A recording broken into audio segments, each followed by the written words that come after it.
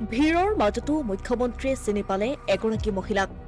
সন্ধানহীন বিজেপি নেতা সুনীল গগৈৰ পত্নীক সাক্ষাৎ কৰিলে মুখ্যমন্ত্ৰী হিমন্ত বিশ্ব শৰ্মাই সুনীল গগৈৰ পুত্ৰৰ পঢ়া-শুনাৰ দায়িত্ব লোৱাৰ আশ্বাস মুখ্যমন্ত্ৰীৰ প্ৰসংগ ঢকুৱাখনৰ লোমহৰ্ষক হত্যাকাণ্ড এই হত্যাকাণ্ডই জোকাৰি কৈছিল সমগ্ৰ ৰাজ্য প্ৰথম অৱস্থাত জলজীৱন আঁচনিৰ ঠিকাদাৰ সুনীল গগৈৰ মৃতদেহ বুলি সন্দেহ কৰা হৈছিল যদিও ফৰেন্সিক ৰিপৰ্ট পোহৰলৈ অহাৰ পাছতেই সলনি হৈছিল সমগ্ৰ দৃশ্যপট তথ্য সহকাৰে মৃতদেহটো ৰাজমিস্ত্ৰী জাহাংগীৰ হুছেইনৰ বুলি প্ৰমাণ হোৱাৰ পাছতেই ঘটনাই লৈছিল নতুন মোড় আৰক্ষীয়ে নিখোজ ঘোষণা কৰিছিল সুনীল গগৈক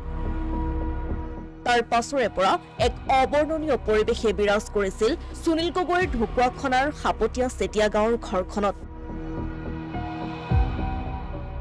আৰু অৱশেষত ঢকুৱাখনাৰ এই লোমহৰ্ষক হত্যাকাণ্ডৰ পাছৰে পৰা নিখোজ হৈ থকা বিজেপি নেতা সুনীল গগৈৰ পত্নীক খন্তেক দেখা কৰিলে মুখ্যমন্ত্ৰী হিমন্ত বিশ্ব শৰ্মাই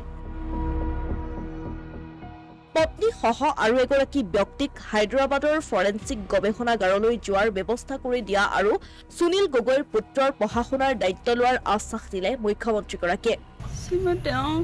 কৈছে ল'ৰাটোকো পঢ়া-শুনা কথা হ'লেও তেওঁ কৈছে সেইখিনি আমি সকলোখিনি যোগাযোগ কৰি দিম বুলি কৈছে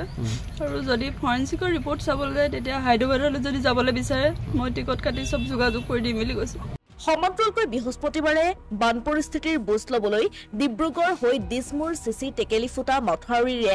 ঢকুৱাখনত উপস্থিত হৈছিল মুখ্যমন্ত্ৰীগৰাকী আৰু ঢকুৱাখনৰ এই ৰহস্যজনক হত্যাকাণ্ডৰ সন্দৰ্ভত আৰক্ষী আৰু চিআইডিৰ তদন্তৰ ওপৰত আশ্বাস ৰাখিবলৈ সকলোকে মুখ্যমন্ত্ৰীগৰাকীয়ে জনালে আহ্বান মই বহুত চিআইডিয়ে ইনকুৱাৰী কৰি আছে কাৰণে মই বিশেষ খবৰ লোৱা নাই কিন্তু এইটো কথা ঠিক যিহেতু হায়দৰাবাদৰ CFL তাতকৈ ওপৰত ভাৰতত ফৰেন্সিকৰ বা ডিএনএৰ এজেন্সি নাই গতিকে আমি হায়দৰাবাদ CFLৰ ৰিপৰ্টটো সঁচা বুলি ভাবিয়ে আগবাঢ়িব অসমীয়া প্ৰতিদিন ডিজিটেল ডেস্ক